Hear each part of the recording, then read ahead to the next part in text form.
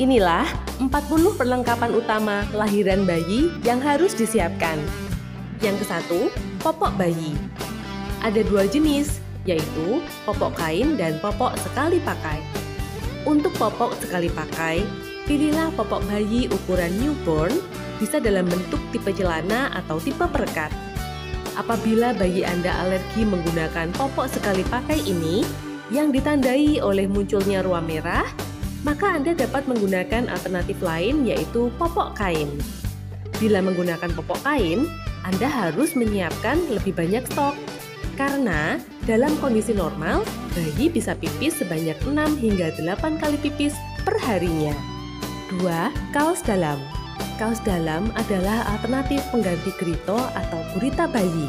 Tidak disarankan memilih grito atau gurita bayi karena pemakaian grito atau gurita akan lebih berisiko menekan rongga dada dan rongga perut bayi terlalu kencang, sehingga membuat bayi Anda tidak bebas untuk bernafas. Bila bayi tidak bebas bernafas, tentunya dapat mengganggu tumbuh kembang bayi Anda. 3. Baju atau atasan tanpa lengan. Cocok digunakan saat kondisi udara panas, yaitu musim kemarau atau siang hari. 4. Baju dengan atasan lengan pendek. 5. Baju dengan atasan lengan panjang yang cocok digunakan saat kondisi udara dingin, yaitu musim penghujan atau malam hari.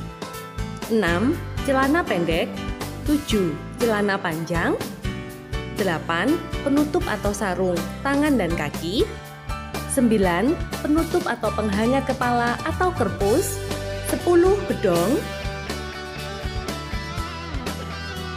11 timal, 12 perlak, 13 selimut, 14 jarik atau gendongan, 15 box bayi, 16 bantal guling dan sarung gantinya, 17 termometer bayi, 18 bak mandi bayi, 19 sabun mandi bayi, 20 waslap, 21 handuk mandi bayi, 22. Minyak telon, baik biasa maupun anti nyamuk, biasa dibutuhkan saat udara dingin untuk membantu menghangatkan tubuh bayi. 23. Minyak tawon dan minyak kayu putih yang dipakai untuk mengatasi memar ringan pada kulit bayi atau untuk meredakan kembung pada perut bayi. 24. Gunting kuku bayi. 25. Sisir rambut bayi. 26. Baby oil. 27. Cotton bud. Sebelum memakaikan cotton bud untuk membersihkan liang telinga atau pusar bayi, sebaiknya oleskan atau teteskan baby oil pada ujung kapas cotton bud terlebih dahulu untuk menjaga kelembapan kulit liang telinga atau kulit pusar bayi. 28. Kasa steril. Kasa steril digunakan untuk membersihkan gusi dan rongga mulut bayi Anda. Caranya, balutkan kasa steril pada ujung jari telunjuk Anda. Basahi dengan air matang.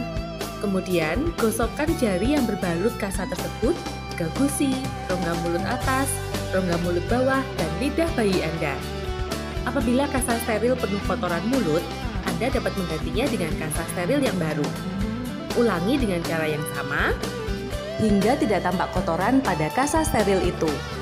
Agar mulut bayi Anda tidak berjamur, lakukan pembersihan rutin setidaknya 3 kali sehari, yaitu saat mandi pagi, mandi sore, maupun sebelum tidur.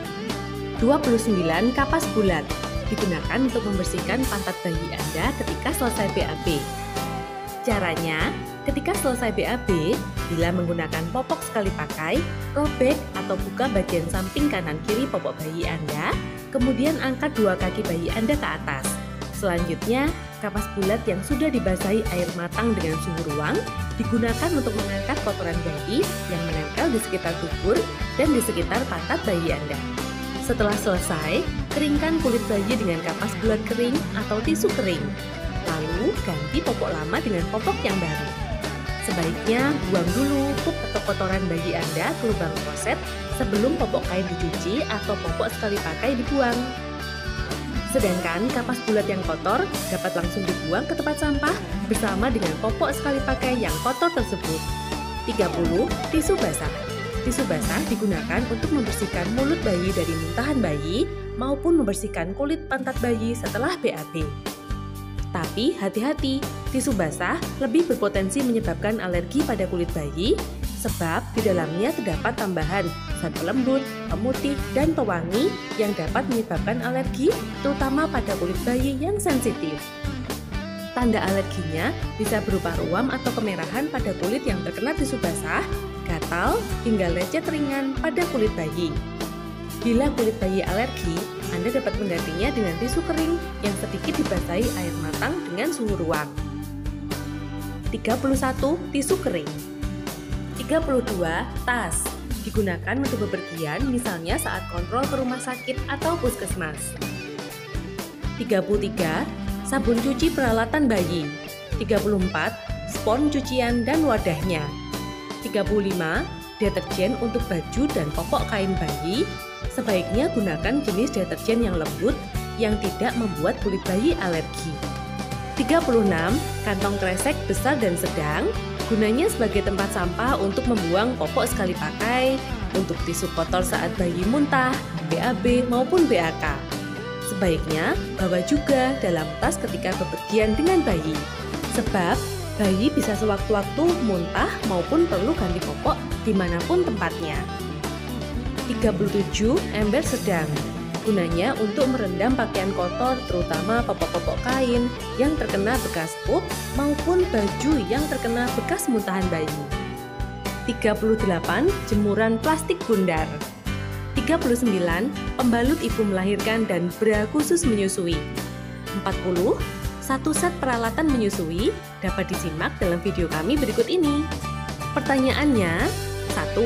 Berapa banyak jumlah dari masing-masing barang yang harus disediakan? Jawabnya adalah tergantung budget. Apabila budget Anda terbatas, Anda dapat stok untuk pemakaian setidaknya untuk ganti 2 hingga 3 harian. Dengan catatan, tiap hari langsung dicuci dan langsung proses pengeringan baju atau popok. Apabila budget Anda banyak, Anda bisa stok lebih banyak, yaitu sampai 4 hingga 7 hari.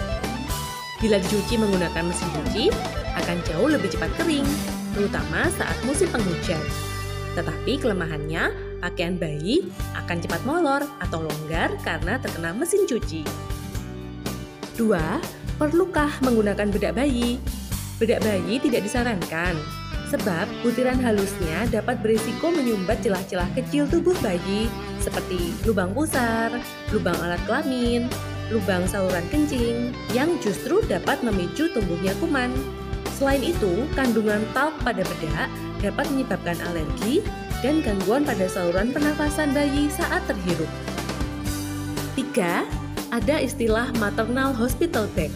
Apakah itu? Maternal hospital bag adalah tas emergensi yang sudah disiapkan sekitar 1 bulan sebelum HPL atau hari perkiraan lahir untuk sewaktu-waktu dapat langsung dibawa ketika tanda-tanda kelahiran mulai muncul. Maternal hospital bag isinya perlengkapan bayi dan ibu melahirkan untuk keperluan selama setidaknya 3 hari menginap di rumah sakit untuk bersalin. Tas emergensi ini penting agar keluarga Anda tidak panik ketika sewaktu-waktu tanda kelahiran muncul dan dapat segera berangkat untuk mendapatkan pertolongan dari bidan atau dokter. Berikut contoh isi dari maternal hospital bed untuk keperluan 3 hari menginap di rumah sakit. Demikianlah 40 perlengkapan utama lahiran bayi yang harus disiapkan. Semoga dapat bermanfaat. Tetap sehat selalu bersama saya Dr. Aud Prima dalam channel Happy and Healthy.